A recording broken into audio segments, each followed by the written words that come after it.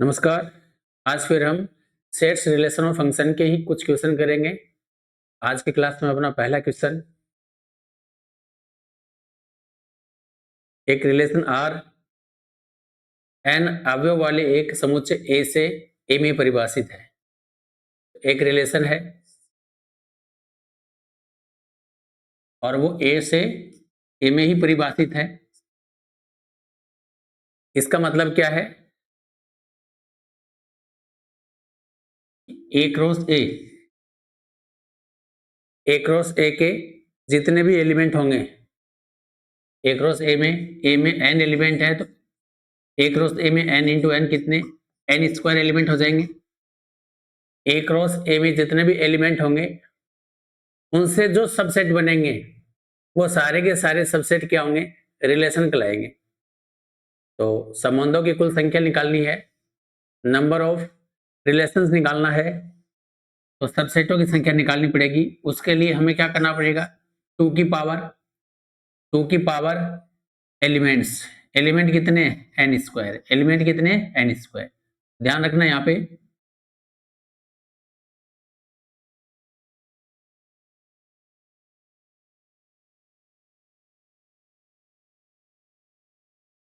ये number of elements है। ये क्या है? Number of elements, number of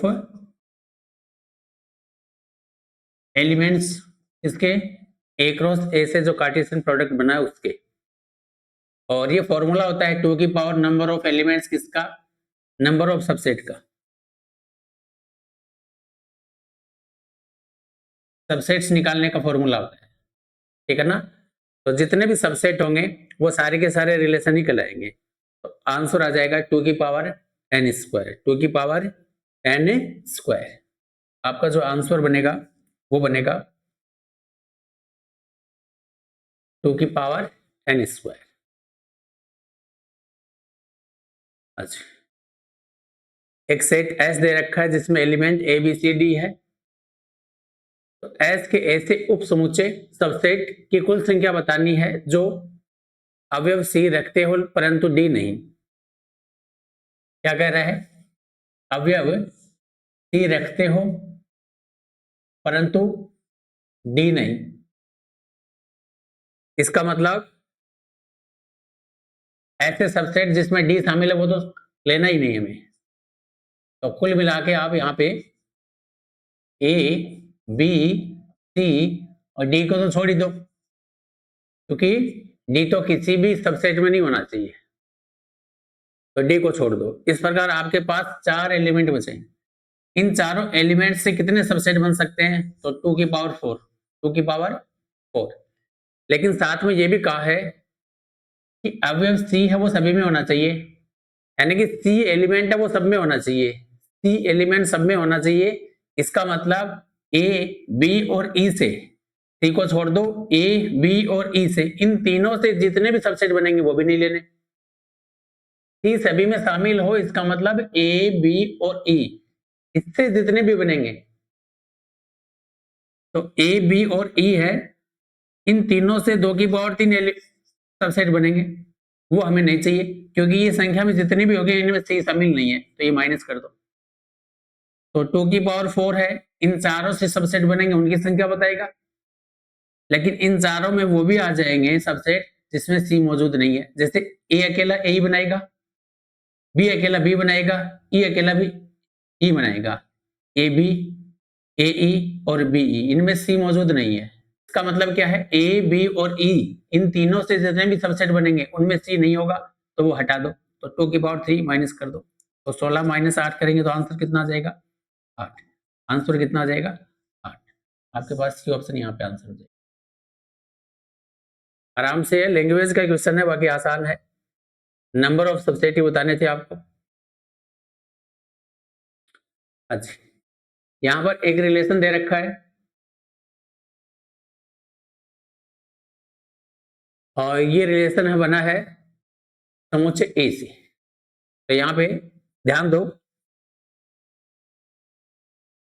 यहाँ पे ध्यान दो।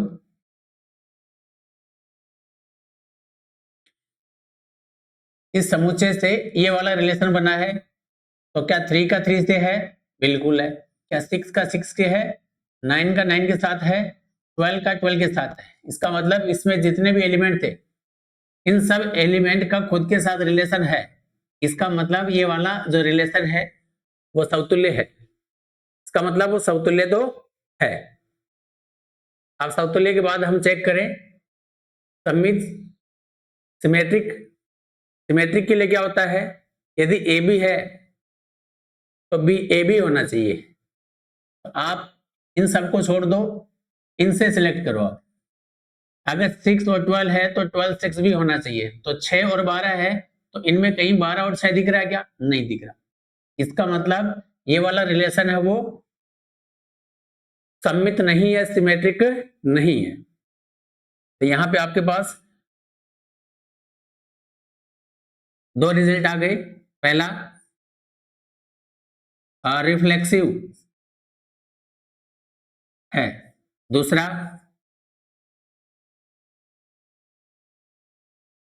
सिमेट्रिक नहीं है। क्योंकि रिफ्लेक्सिव का तो मतलब है जितने भी एलिमेंट है उन सबका खुद से रिलेशन होना चाहिए, वो था। और सिमेट्रिक का मतलब है ए बी है तो बी ए बी होना चाहिए। तो मैंने यहाँ पे देखा 6 और 12 है तो 12 6 भी होने चाहिए, तो लेकिन यहाँ पे नहीं है। इसका मतलब नहीं है तो ये सिमेट्रिक नहीं है। तीसरा ट्रांजिटिव, संक्रामक। चेक करते हैं संक्रामक का मतलब क्या है? ए बी है, बी सी है। ए बी और बी सी दोनों है तो ए सी चेक करना है। ए बी बी सी दोनों है तो ए सी चेक करना है। तो सबसे पहले तो देखो पेयर है क्या ए बी और बी सी का? ए बी और बी सी का पेयर है क्या? पहले तो वो चेक करो। आज यहाँ पे देखो, इनको तो चेक ही नहीं करना है, ये तो हमेशा होते हैं। अब यहाँ पे अगर ये ए बी है तो 12 से स्टार्ट होने वाला, 12 से स्टार्ट होने वाला यहाँ पे है क्या पेयर? नहीं है। इसका मतलब ये तो खुद ट्रांजिटिव है। यहाँ पर 3 और 9 है, 9 से स्टार्ट होने वाला है क्या कोई? नहीं है। फिर 3 और 12 है तो 12 से स्टार्ट होने वाला है क्या? नहीं है। 3 और 6 है, 6 से स्टार्ट होने वाला है कि वो चेक करना। 3 है 6 है, अब यहाँ पे 6 है और यहाँ पर भी 6 है। इसका मतलब ये ए बी है तो ये बी सी हो गया। इसका मतलब मुझे ए और सी भी देखना पड़ेगा। क्या 3 और 12 है क्या? बिल्कुल है, ये रहा 3 और 12 है क्या? है। इसका मतलब ये वाला रिलेशन है वो ट्रांजिटिव है, संक्रामक है। तो ये आपका यहाँ पे जो आंसर बनेगा रिफ्लेक्सिव और ट्रांजिटिव, समतुल्य और संक्रामक दोनों है। समतुल्य और संक्रामक दोनों है। तो रिफ्लेक्सिव भी है और ट्रांजिटिव भी है। रिफ्लेक्सिव है और ट्रांजिटिव भी है, समतुल्य है और संक्रामक दोनों है। अच्छा, ये वाला क्वेश्चन, एक समुच्चय है जो आपको दे रखा किसमें? जेड बिल्डर फॉर्म में दे रखा है, जहां जेड पूर्णांक संख्याओं का समुच्चय है। तो यहाँ ए बी के कितने पेयर हैं वो होंगे, तो ए बी के जितने भी पेयर होंगे वो टोटल एलिमेंट होंगे। तो सबसे पहले तो आपको जो व्यंजक दे रखा है, इक्वेशन दे रखी है, वो दे रखी है 2a² plus 2b² 3b² 3b² equal में 35। यहाँ ए और बी दोनों ही क्या है? पूर्णांक संख्याएं हैं। और a² b² पूर्णांक संख्याओं का स्क्वायर है, तो पूर्णांक संख्याओं का स्क्वायर हमेशा 0 या 0 से बड़ा ही होता है। कुल मिला के नॉन नेगेटिव नंबर होते हैं a² और b²। तो यहां पर अगर मैं सोचूं b² का मान कहां तक पॉसिबल है, b² का जो मान है वो कहां तक पॉसिबल है? अगर a² को 0 ले लो तो ये टर्म 0 हो जाएगी, क्योंकि a का स्क्वायर 0 है, यहाँ पे पॉसिबल है। a का स्क्वायर 0 ले लूं तो यहाँ पे b² की वैल्यू यहाँ किसके बराबर आएगी?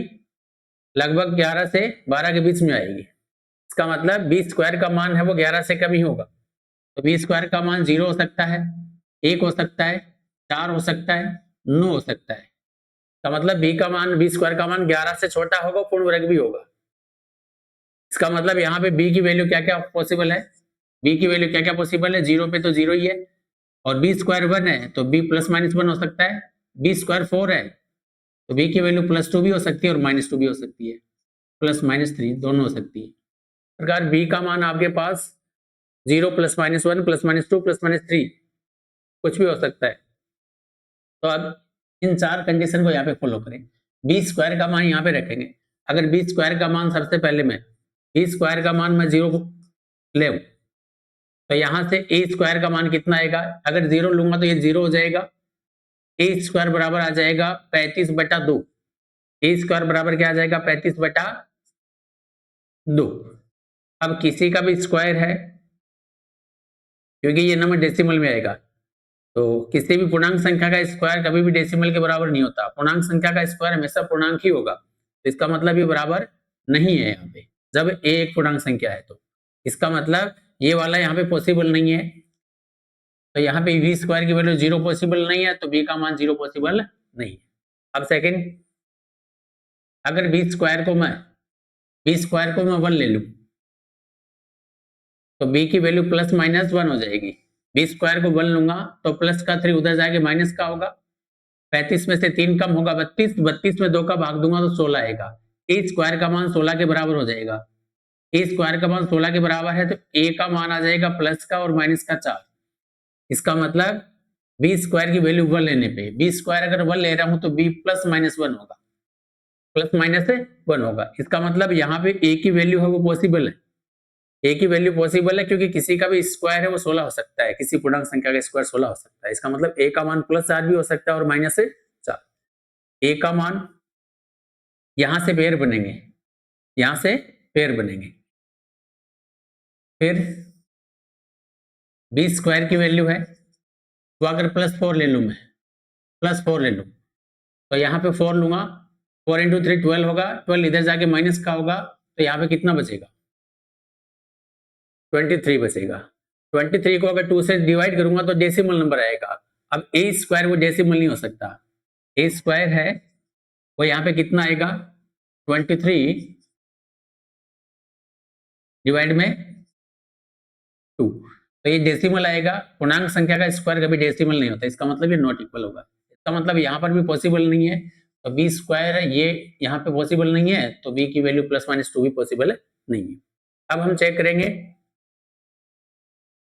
बी स्क्वायर की वैल्यू कितनी 9, बी स्क्वायर की वैल्यू कितनी 9, अगर बी स्क्वायर का मान 9 लेंगे तो 9 × 27 होगा, 27 प्लस का उधर जाके माइनस हो जाएगा, 35 - 27 8, 8 में 2 का भाग देंगे 4, ए स्क्वायर का मान 4 होगा, ए स्क्वायर का मान कितना होगा 4, इसका मतलब ए का मान +-2, ए का मान कितना हो जाएगा +-2, तो इसका मतलब ये भी पॉसिबल है।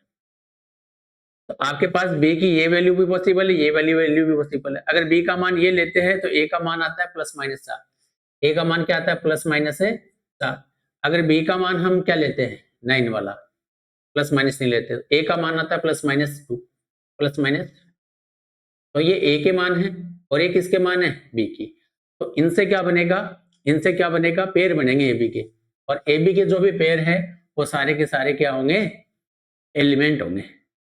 तो कौन कौन से होंगे, अगर हम ए का मान +-4 लेते हैं तो बी का मान +-1 है, +-4 लेते हैं तो बी का मान +-1 है,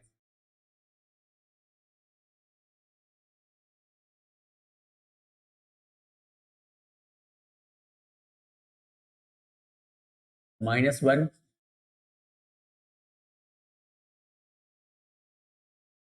-4 के साथ में -1, तो यहाँ पे ये 4 पेयर पॉसिबल हो गए तो ये 4 एलिमेंट हो जाएंगे, 4 क्या हो जाएंगे एलिमेंट हो जाएंगे। अब अभी तो हमने केवल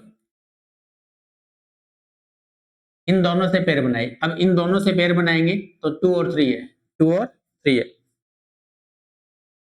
2 और 3 है, तो 2 के साथ में +3 ले लो और 2 के साथ में -3 ले लो, -2 के साथ में +3 ले लो, -2 के साथ में -3 ले लो, इस प्रकार यहाँ पे ये 4 और बन जाएंगे, तो टोटल एलिमेंट आएंगे, टोटल जो एलिमेंट बने यहाँ पे वो बने हैं 8, कितने बने हैं तो ये 8 के 8 पेयर है, इस सेट के लिए एलिमेंट है, तो आपका आंसर हो जाएगा यहाँ पे second option, second option. Next question. अच्छा, यदि ए बी और सी 3 सेट दे रखे हैं, then A cross B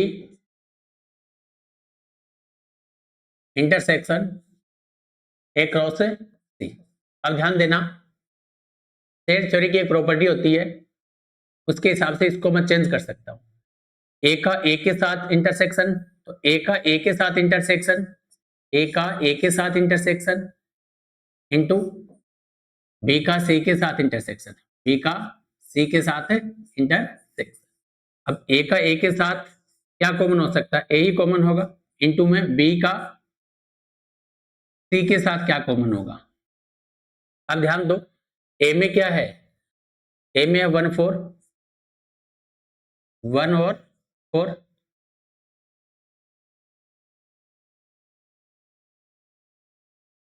one और 4 कार्टेशियन प्रोडक्ट। और बी और सी में क्या कॉमन है, ये बी है और ये सी है, इन दोनों, इसमें 2 3 है, इसमें 3 5 है, तो इन दोनों में एक एलिमेंट 3 कॉमन है, तो क्या कॉमन है 3।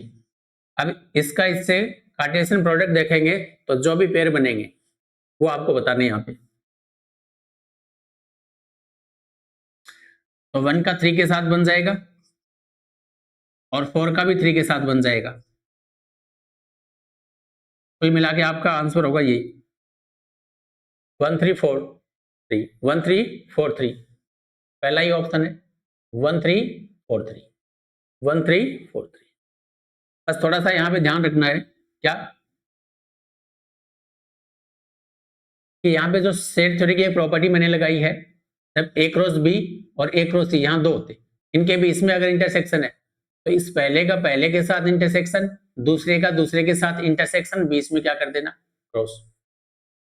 अब ए और ए में क्या कॉमन होता है, ए ही कॉमन होता है। बी और सी में क्या कॉमन है, तो यहाँ बी या सी है, इन दोनों में क्या कॉमन है, तो आप देखोगे 3 कॉमन है, तो इसके लिए तो मैंने क्या ले लिया, और सेट ए क्या दे रखा है डायरेक्ट 1 4। अब इन दोनों से जो पेयर बनेंगे वो क्या क्या होंगे, एक तो बनेगा आपका 1 3 और एक बनेगा 4 3, एक बनेगा 1 3 और एक 4 3। नेक्स्ट, तो आज के लिए बस इतना ही है। आज की क्लास देखने के लिए आपका बहुत बहुत धन्यवाद।